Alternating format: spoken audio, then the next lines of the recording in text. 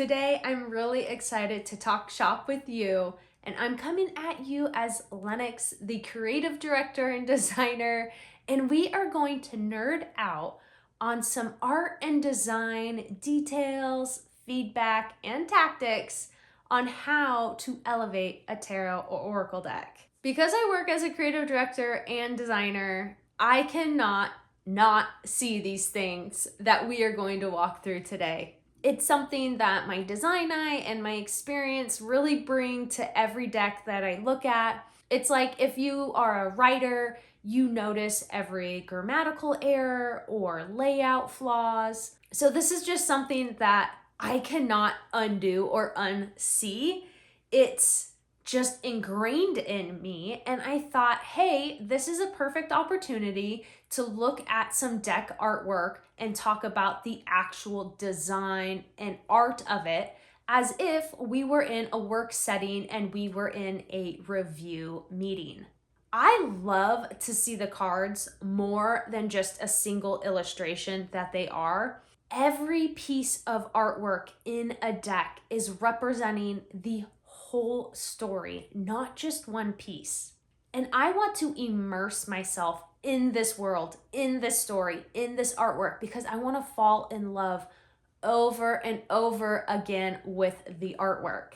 There's a few simple tactics that I take when creating decks, but specifically when reviewing artwork and design that can easily elevate any project. So I thought, hey, this is the perfect opportunity because I recently got in 2 new decks that I think would use some simple notes to really elevate the final product. And it gives all of us a really great chance to talk professionally about art and design. And maybe some of these tactics will help you in your own creations or in the way that you look at illustrations in a deck. Of course, this is just my opinion. While it might be a professional one, it's still subjective. I am no right or wrong, and my opinion may be totally different than the next person's. But that's what makes the world go round. So it's a way for me to layer in my professional experience into these types of videos about decks and the artwork. We'll also be reviewing a couple decks that I think are standouts as well, that meet a lot of the criteria that I see and look for when reviewing artwork, design, decks, anything creative, anything visual. So I hope you'll find this interesting. I hope you stick around and let's check out these decks. Once again, this is by no means talking down on any of these decks or any artwork that does do the things I say could be approved upon. So let's get down to business. Let's start taking some notes. Just kidding. But let's talk about some feedback and some things that I would say as a creative director in a review session. Let's get right into it.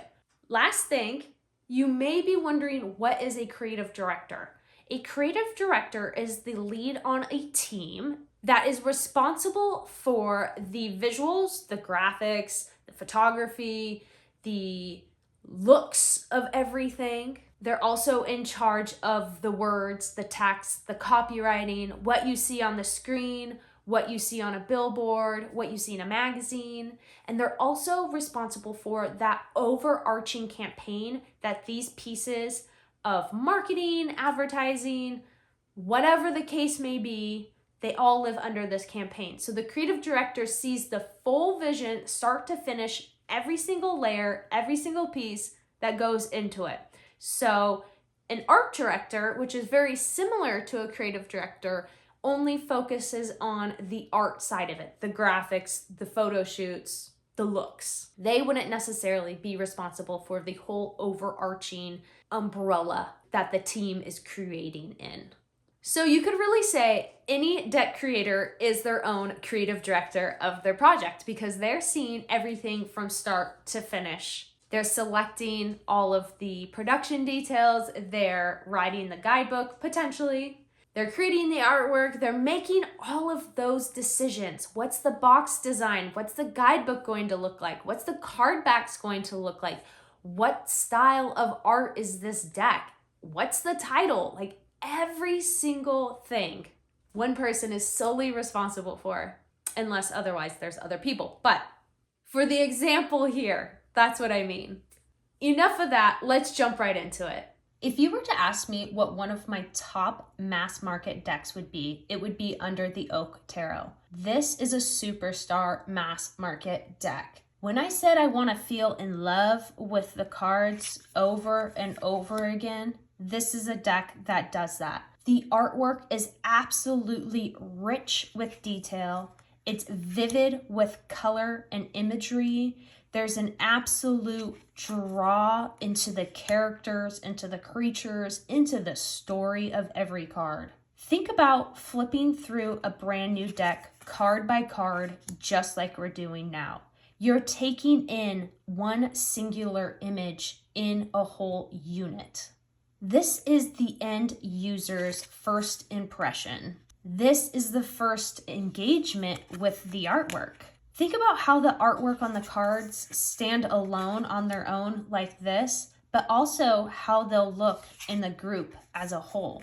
Also consider what the artwork will feel like and be engaged with as you flip it. What's that next card in sequence? Will it feel like a repeat? Will it feel like it lives in the same family? Can you still follow a narrative? Do the visuals still align in terms of cohesion, theme, and narrative? The tricky thing is that every card needs to live in this overarching family. So whether that's 78 cards like this deck right here, or 44 cards in an Oracle deck, this has to be approached as a series of artwork, not just single illustrations that you're checking off a list. This series of artwork needs to tell the story, but also needs to tell individual stories, which in turn, the artwork needs to stand on its own as well. This deck here has a very clear direction in terms of visuals, in terms of story, in terms of theme. It nails it out of the park. Every card feels fresh, but lives together cohesively. You can follow the story of the blind girl easily throughout every card, and there's always some clever inclusions of when her blindfold is off and when she can see again.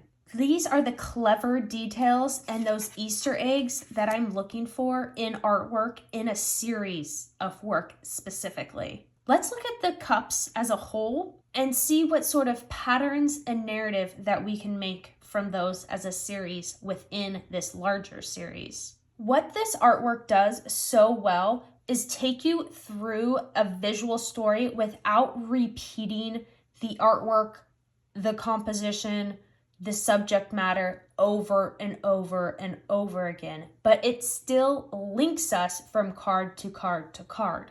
You could see how the Two of Cups here could be the Three of Cups now zoomed in. The flowers are now bloomed. These two have met and have now become a team. The flowers have bloomed and rejoice. You could see how this is zoomed into this.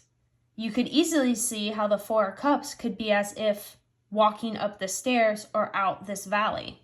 You would find yourself at the giant oak tree. It doesn't have to be literal. It shouldn't be literal. These four could live on their own, but they also work together. Now, it's tricky to have cohesion, to be able to link, to be able to find patterns, to be able to tell this bigger story in micro stories.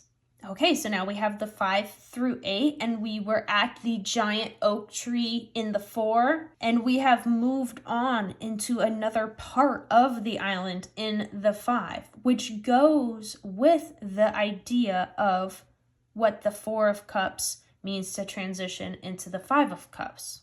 The visuals meet the theme of the message of the card. You could then think about leaving this sea-like scape back into the edge of the forest along the water here for the 6 of Cups. You could think about, oh, she now dunks her head into this stream into the 7 of Cups. And as she pulls herself up and she looks forward to see what's in the 8 of Cups. You can see how you could really make these stories and link them together. Once again, they look totally independent as well, but they sit together as a family. Now, what I love in this Nine of Cups, in her reflection, she can see her eyes are open, because you have to remember she's blind.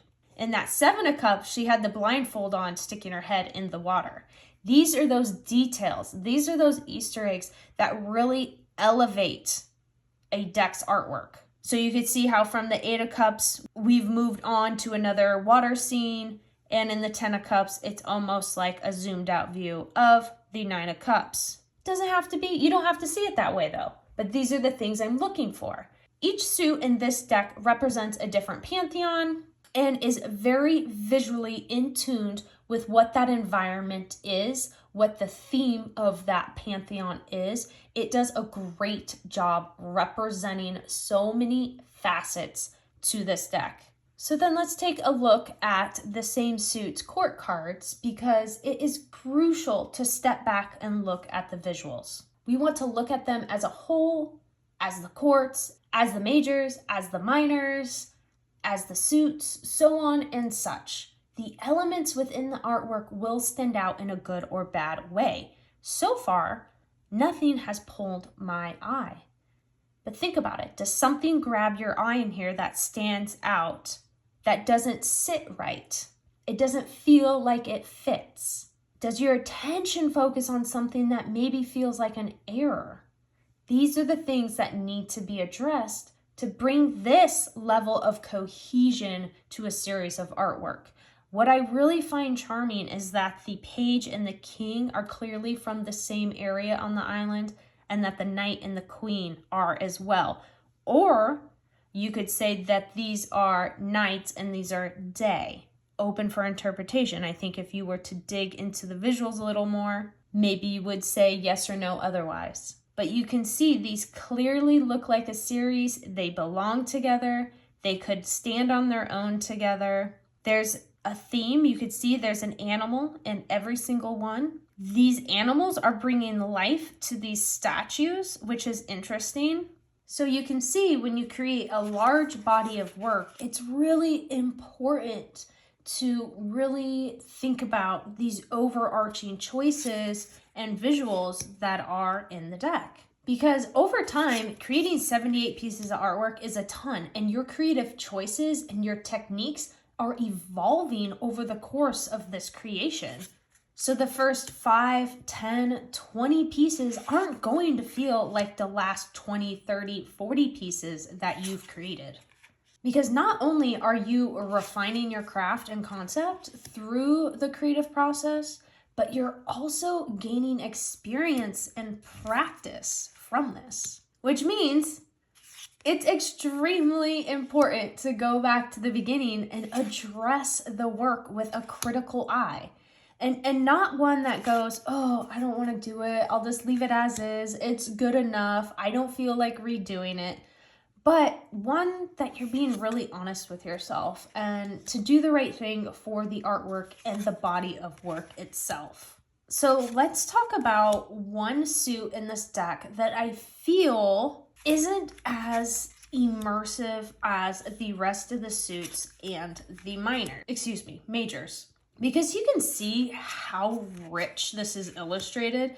There's so much to look at, so much to pull from, but there is one suit, which is the swords, and we will be coming up on it here, that really took me out of that during my first flip through of this deck. That is the one thing that stood out to me as, oh, this seems like it doesn't necessarily fit as perfectly as the rest of the deck itself does.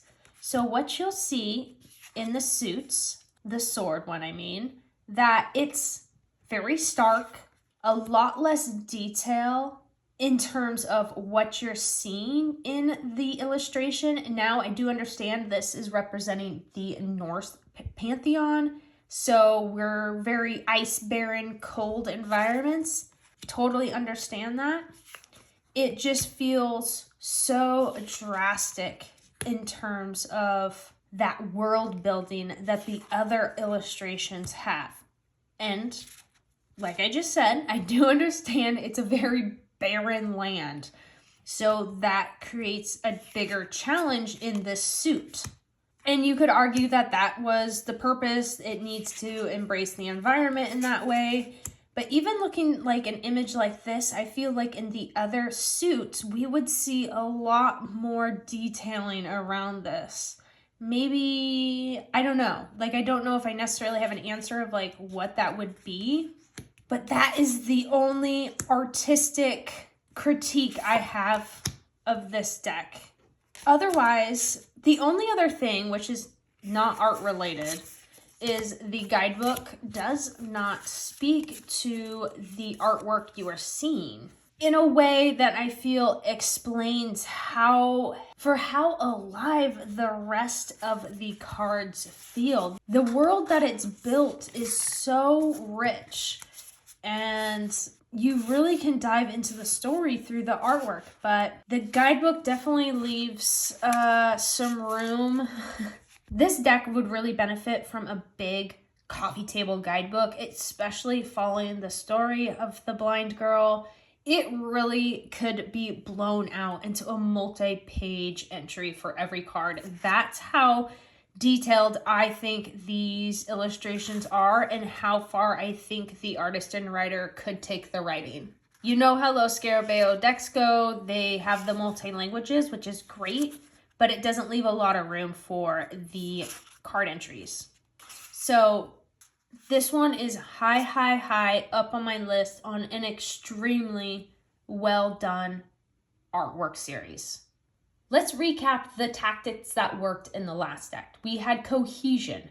The artwork could live independently or it could live in a family. It could live in as a mini set amongst just the courts or the suits or the majors or the minors.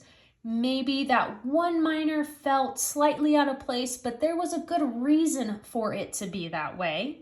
The artwork was really inviting and rich. It was full of symbolism and detail. You could really spend time with every single card and get something new out of it from every reading.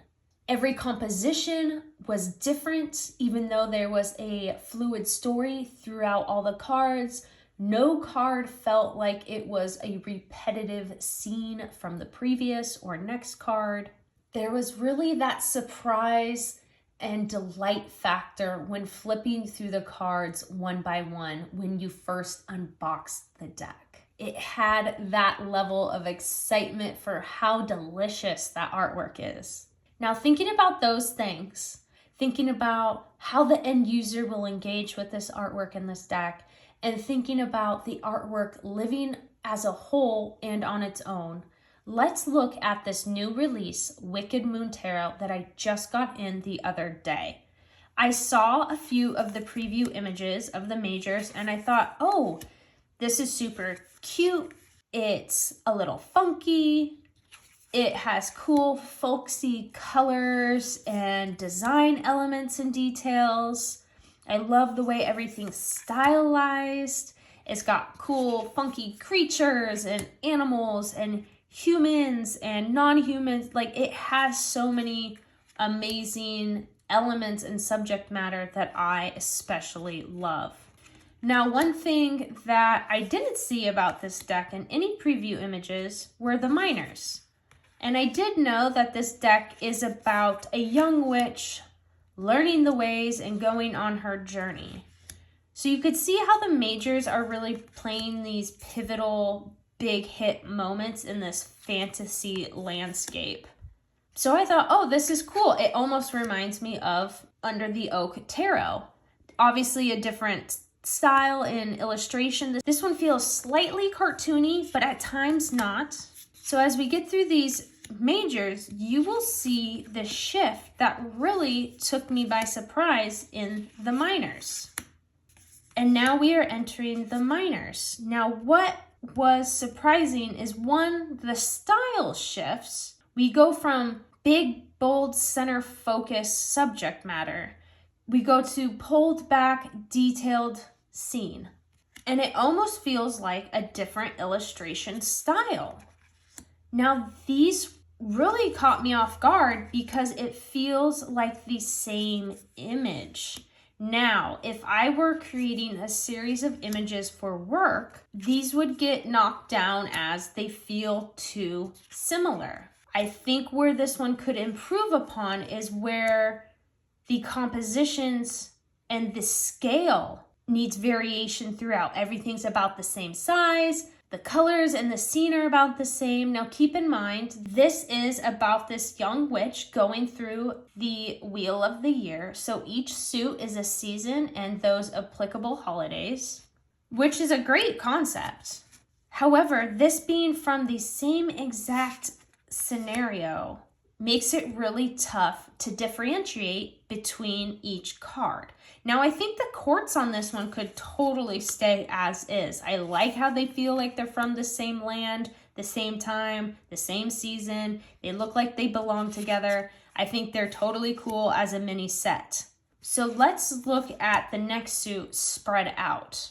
So now that we can see them spread out a bit more, we can apply those notes that I had mentioned and see them laid out as a whole.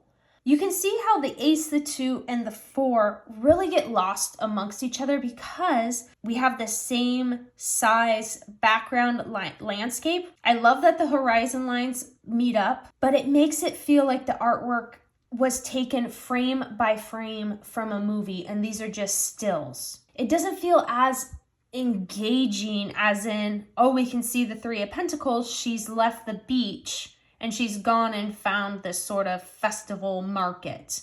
Yes, she's back on the beach with her goodies, but you can see how there's just not a lot of variation and difference, and it makes it feel too samey. If you were to pull the ace and the 2 of Pentacles in a spread, your eye is just going to almost read these as one. We're seeing, these two together, there's the contrast difference, there's a color difference, there's a slight scale and composition difference. This is a bit centered, this is a bit more asymmetrical. This is taking us into another scene versus these feel very flat. As we look through the 5, 6, 7, 8, we are running into a similar scenario. We have these 3 big blue sky, similar sized lower half of the composition. This one, at least we're getting the figures closer up and more in the foreground, bigger in scale. And then we have this one over here, which is very much like the 3 of Pentacles, where we're getting a different scene, a different composition. And while this wanted to keep us at this beach seaside area, I think there was other ways to explore visually what a beach seaside spot would look like. And here we have the 9 and the 10. Looking at this as a mini series, then thinking back to what the majors look like, I have a disconnect to not only the world that it's building, but also this character story. We're moving through the holidays, the festivities of the Wheel of the Year, season to season, but it feels like there's not a lot of variation that's going on into that journey based on the artwork. Here we're entering the fall time landscape. I do love the colors on this one. I think this suit feels slightly more dynamic in the composition and the details. We have a more of a upright upshot into this one, which we haven't seen as a composition before. We're a bit more like above and top down on this, seeing the bigger scene. We're getting a closer shot up here of the action and riding the animals. Another upshot composition. So, you could see that there's some ever so slightly variation, but this deck in particular could really use a variation in its illustrations. The aces through 10s could be swapped out for any suit. We have the sword suit, which I think might be my favorite. Here we actually have something we haven't seen before. And think about that end user. What if this was reordered? What if we didn't hit the cups and the pentacles first, which feel the most same? The wands and the swords feel the most variety out of all the suits, the swords especially, but think about it.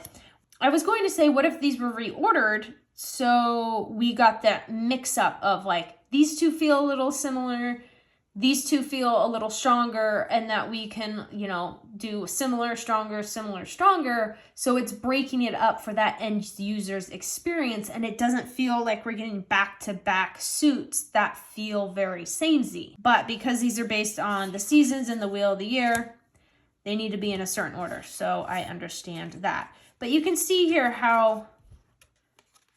so you can see like these obviously go together, but it just doesn't feel enough for me of a difference to go from this 6 to this 7. What happens off the shore? We've taken the boat, we've landed ashore, but what happens off it that this 7 would be? We don't need this in-between frame, if that makes sense. The illustrations are adorable though. I just feel like this needed a really strong editor's eye.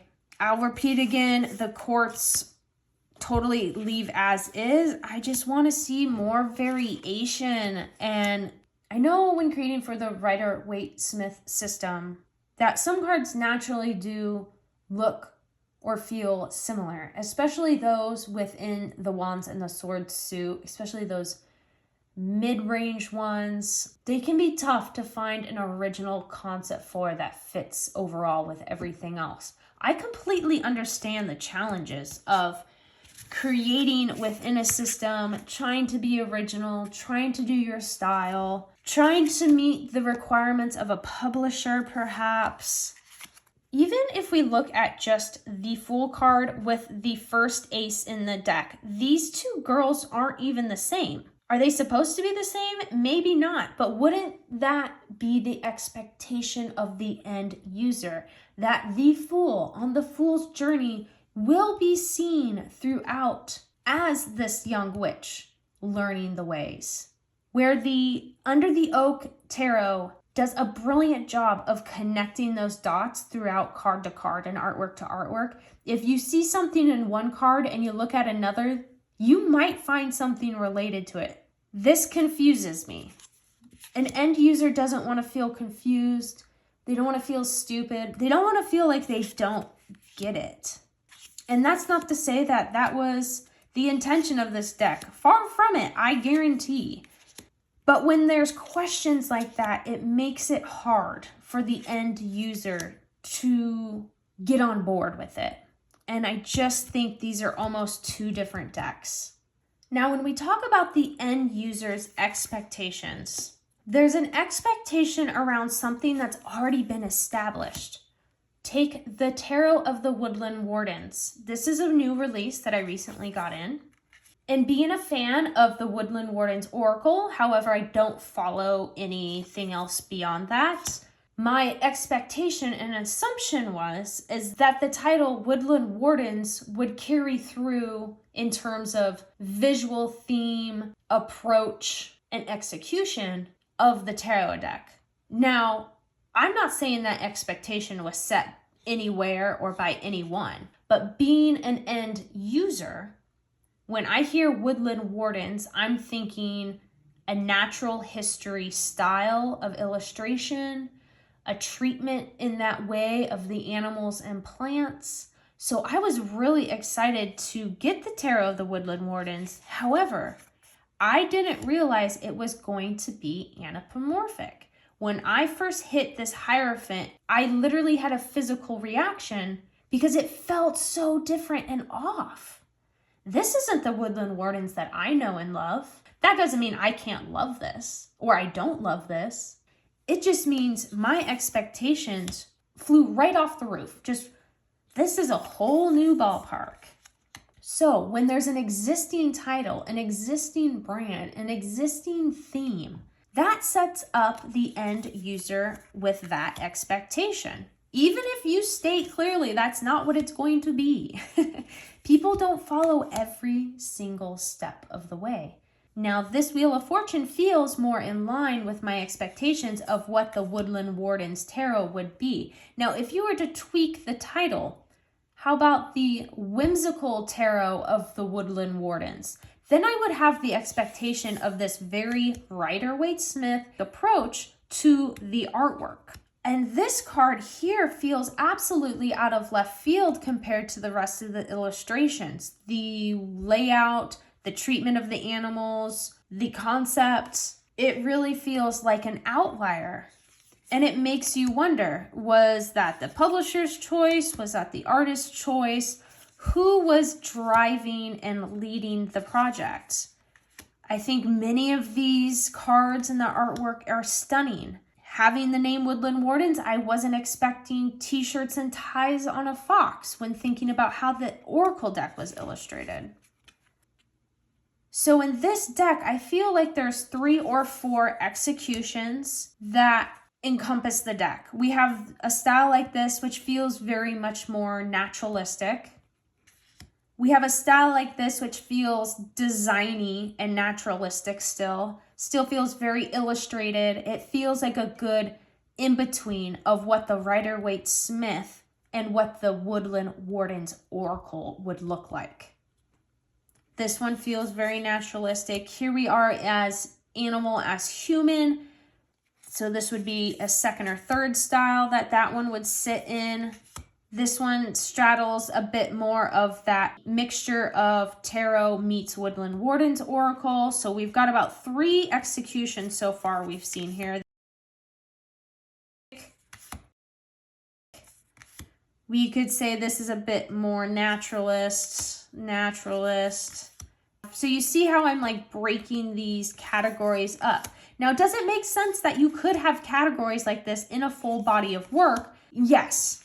100%.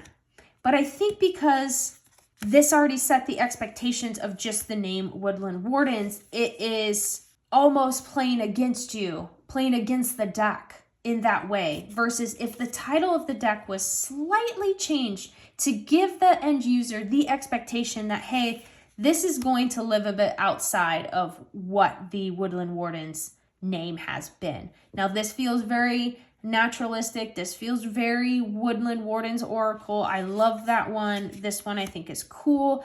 Like, how does an animal naturally fit within the scene of the Rider-Waite-Smith without just replacing the humans? That's where I think this one shines and others shine, where when we're just replacing the human, it feels a little gimmicky. And even this is great. The toads would still sit in a cup or a bowl.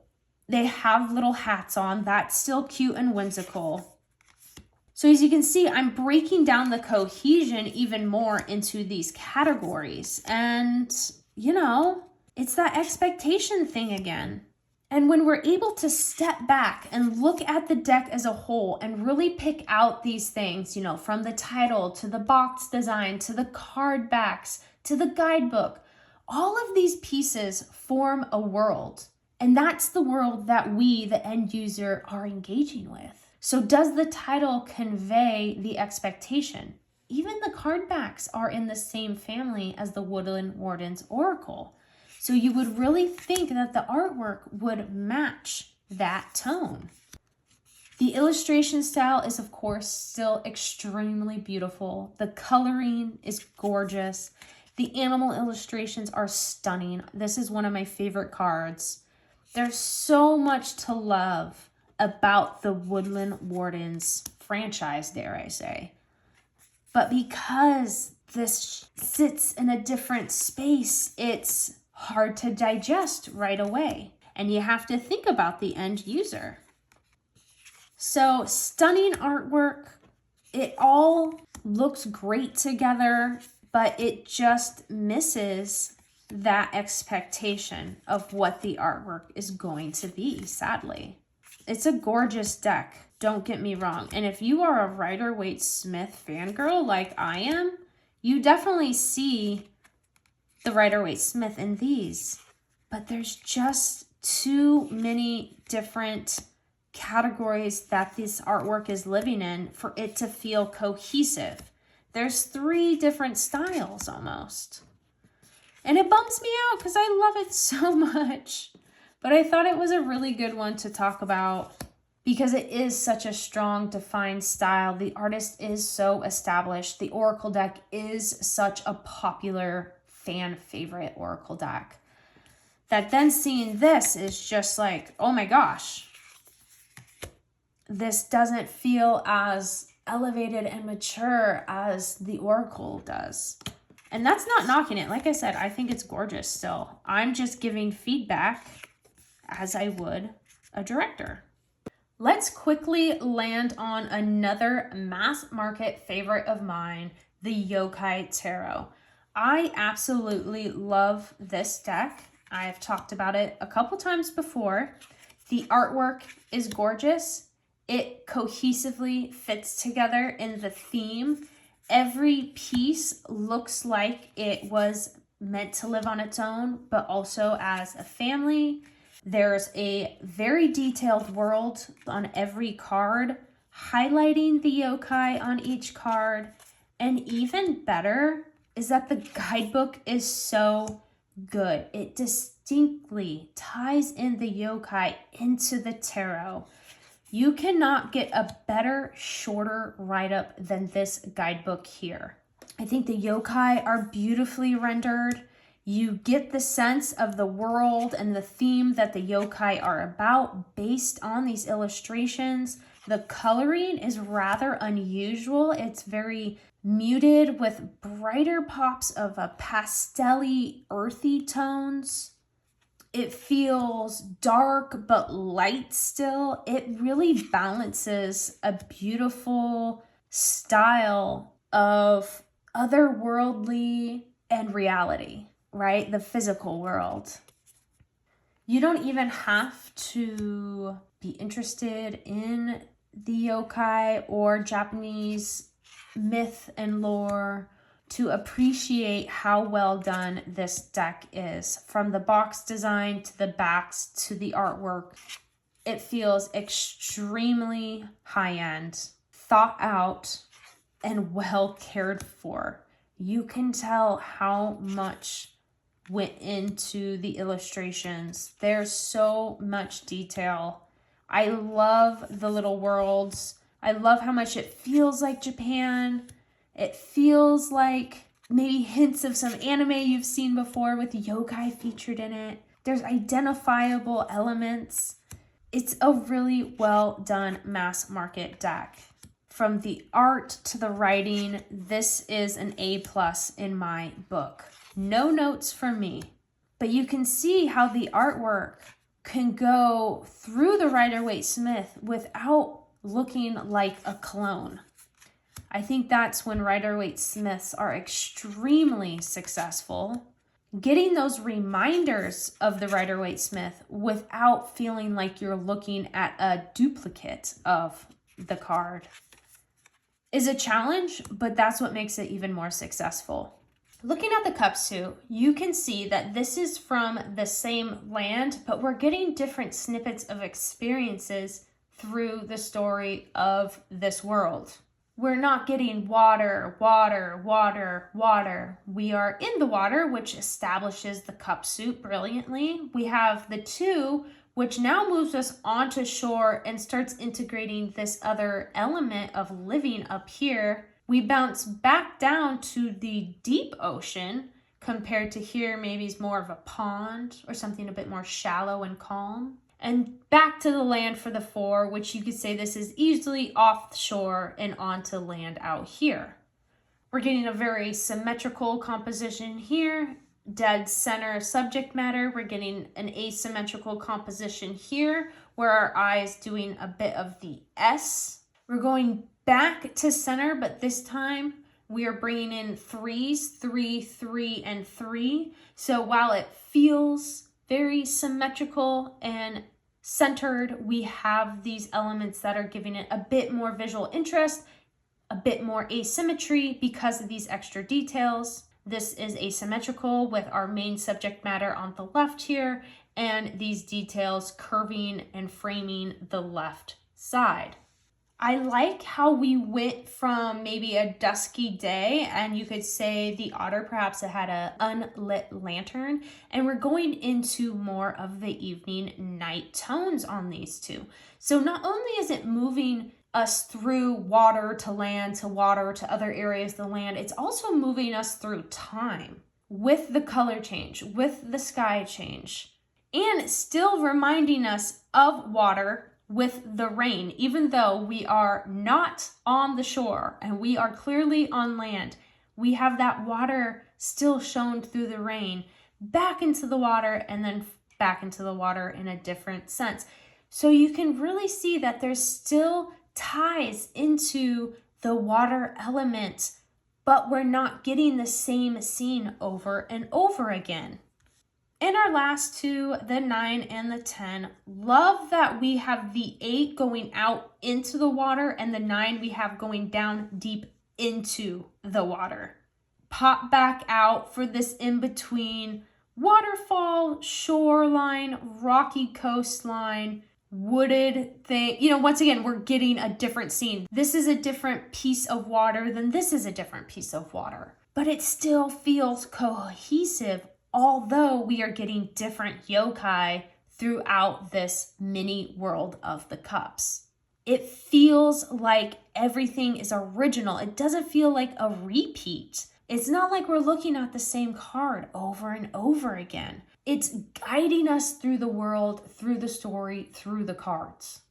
This Yokai Tarot and the Under the Oak Tarot can do no wrong. I think they are the strongest mass market contenders out there for all around solid, strong work and representation of the tarot and of a large body of artwork. It's not easy creating 78 illustrations on top of any that you redid. We don't know any backstory of how all this came together, but it's not an easy feat. So regardless of if I have notes or feedback on a deck, I still give kudos for actually having the motivation, the drive, and the gumption to produce and put a tarot deck or oracle deck out into the world, because it is one of the hardest creative projects I have ever had and I have ever done. Not only are you creating such a large body of work, it's also something that technically always works out a little better if you make it for yourself first and then come into it with the end user in mind and make those adjustments to fit better, because you have to take yourself out of this. You have to put yourself into someone else's shoes that knows absolutely nothing about the project or anything about it. Literally zero. They just bought the deck because they liked it and there's nothing more to it. So if you have all these little reasonings and things, well, I did this way and that way and it's like this, but the end user can't grasp that from just one flip through, then it was unsuccessful, sadly. And you should have made those adjustments. And it's hard to get yourself to make those adjustments and to be critical of your own work and to have that eye to be, you know what, this probably would be better a different way. In my Peculiar Pathways tarot deck, I redid all of the majors. I had them all done. I had minors started, and I realized the further I got along that my idea and my concept for my collage artwork wasn't going to translate and read well across all the minors as it did in the majors. And I think that's where the Wicked Moon Tarot found a challenge, is that the majors worked really well in a style, in a way, in an approach. But then when you got to the minors, it kind of throws you for a loop because it is a different style and concept and idea that you're having to visually represent. And that's where we go back to, you have to go back and redo your work. You have to go back and look at the work as a whole, as a mini set, and as individually. So if we get anything from this, we want to look for cohesion, not repetitiveness. We want to look for the full package that builds a world. We want details and symbols and rich illustrations, but nothing that confuses us. That's the balance. And I think that's where my experience and background in working for advertising and marketing, that I do think of the end user first, and I do think of these questions or concerns or pain points that someone may run into with the deck, because that's what I'm naturally trained to do. So I'm always curious what every deck creator's background is, because I would find it extremely fascinating of why people do the things they do, why they made the decisions of what they made. And I just find creativity itself to be a rather mystical, magical, non-tactile thing. We all have it, but people tap into it differently than others. Some tap into it never, and some tap into it for their job. And the way that we interpret and see artwork and design, it's so subjective and individualized. But I think there are some art and design foundations that we can always fall back and lean on. And once we get those down, then you can go and break the rules. Then you can go and tweak the majors to be in reverse order, or change the names of the suits, or whatever. But you have to have that concrete foundation laid first. So you'll have to let me know what you think about all of this. What are your thoughts about some of the tactics I laid down of things to look for, things I look for, things that stand out to me? And maybe these are some things that you've noticed but haven't exactly been able to put into the finality of words that I have. Do you disagree with any of this? Once again, I am not trying to pinpoint any one deck. These two specifically are both new releases, and I just got in the other day back to back, and I thought this would just create a great opportunity to be able to talk a bit more fundamentals with everyone. And these aren't even fundamentals, but things that are rather simple in execution that can easily elevate a series of artwork. So thanks for sticking around with me. I hope there was some valuable takeaway for you. And until next time, I'll catch you later. Bye.